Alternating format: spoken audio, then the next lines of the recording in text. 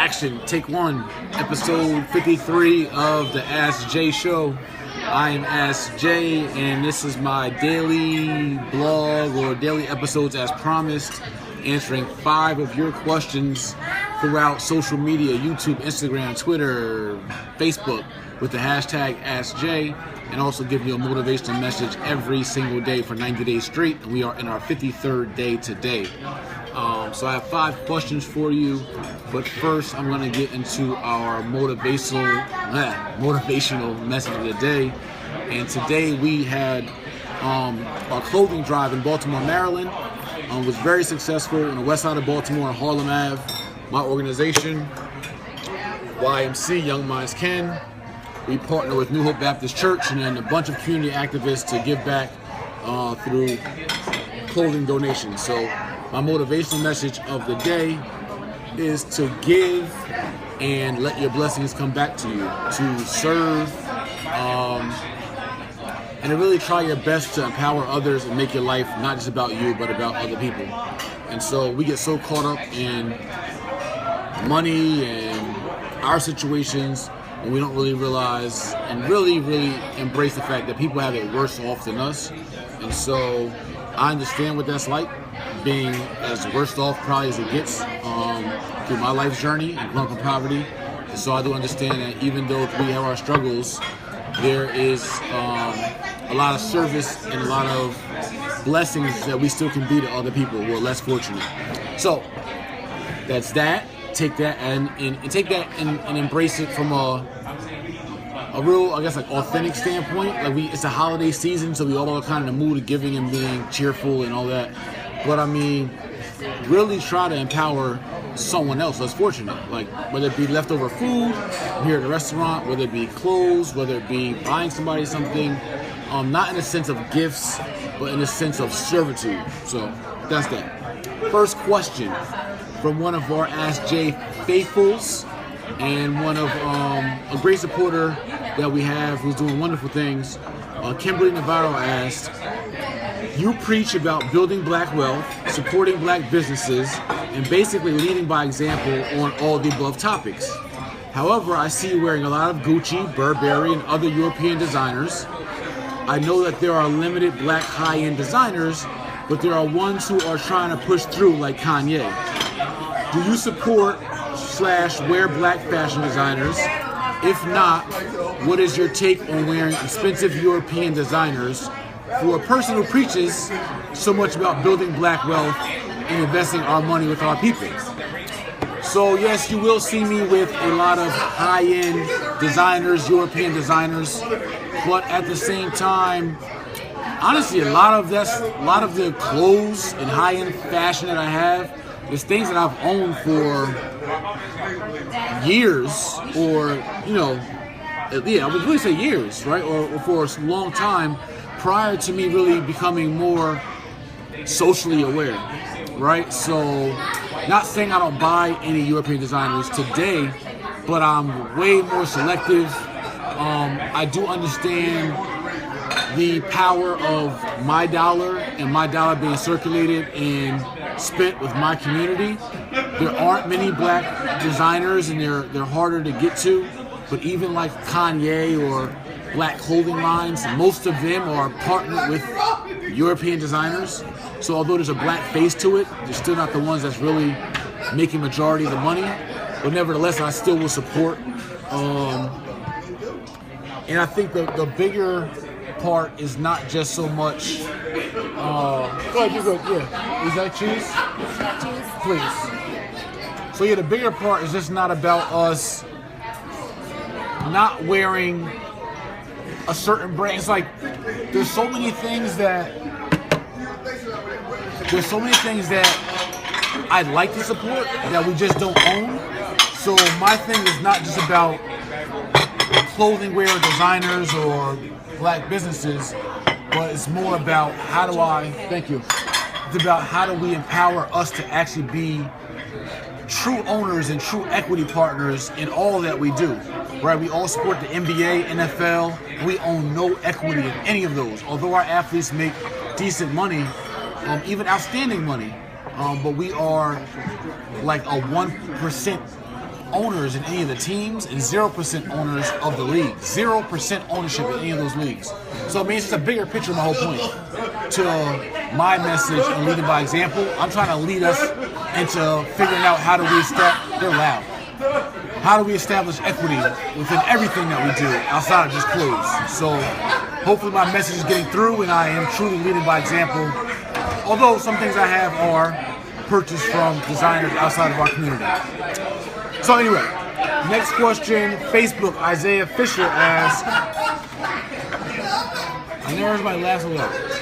Isaiah Fisher asks, what's your advice on balancing business and family time?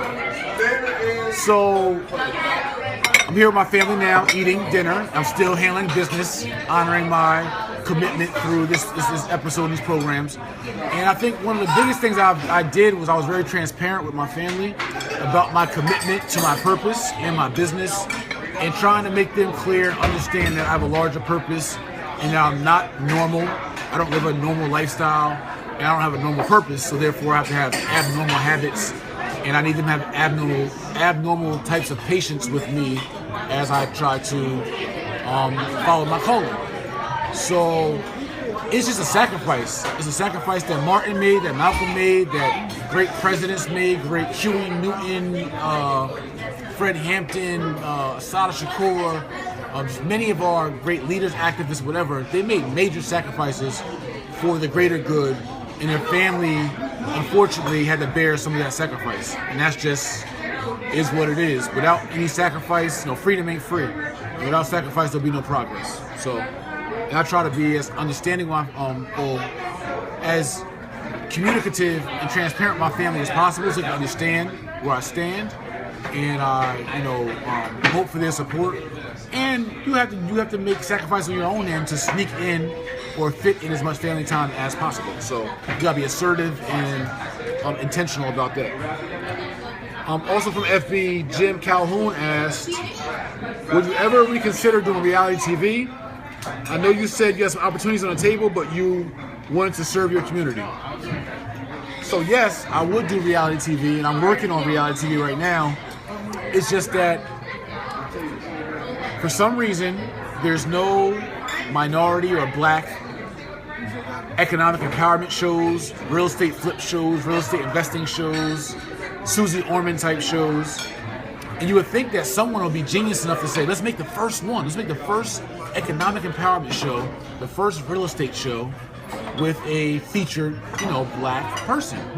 But no one's interested in it. No network that I've come across, I've been through several, dozens literally, is really interested in putting a black person in the position of being a role model and an economic and financial literacy stimulant for the black community. I think it's that they feel better about us being dumber in the financial literacy department and economic department, so we can stay being the consumers.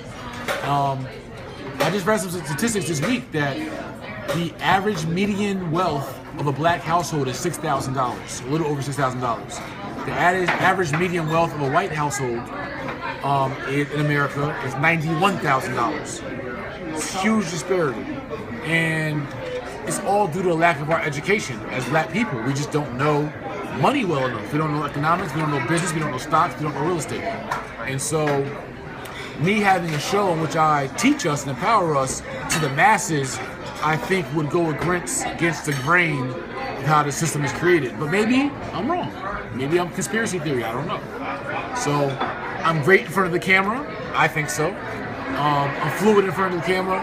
I've done dozens and dozens of TV shows, so there should be no reason that at some point I don't get my own show, so we'll see.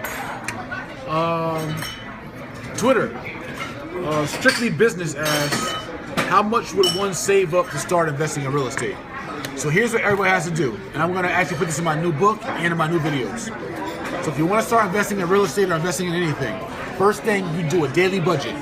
Then you do a weekly budget. Then from that weekly budget, you do a monthly budget. Find out how much you spend per month in expenses. Multiply that times 3 or times 6. Either one, 3, 4, 5, or 6. From 3 months to 6 months, you must have an emergency fund for 3 to 6 months of your monthly expenses. Once you have that, you can start investing in real estate But prior to you even investing in real estate, you need to have the knowledge base of how do you invest in real estate. It's not about money. You could have $100,000, but you're still not ready until you have the knowledge. So we need to have the knowledge base of how to invest in real estate. And that's why it's so important that you guys get educated financially. She got some cheese on her fettuccine. You want cheese? And then lastly, as we get our meal with my family, get our meal placed in front of us, from Twitter at Stirbank as at Mr. J. Morrison, with one of my struggles, how do you master public speaking? And the way you master public speaking is by public speaking. You have to practice. You have to get over the jitters, you have to get over the nerves, get over the whatever, make eye contact with someone in the crowd and start to practice your public speaking. You can start with a small crowd. Can I have cheese on this, please? Yes. You can start with a small crowd. Thank you. Can I get you guys anything else right now? So far, so good. Thank you. So yeah, so the way I did it was I just hopped in there, 400 kids, my first speaking engagement. Well, not my first, but like one of my first. And you okay? Okay. And you just hop up there and you speak. And you get used to it. You make eye contact with at least one or two people. Don't worry about people that are snoozing off. And you practice consistently speaking. Speak in front of the camera, speak in front of family, and just do repetition and you'll get better at it. So anyway, we're about to eat. Thank you guys for watching this episode 53 of Ask Jay. I'm Jay Morrison, of course.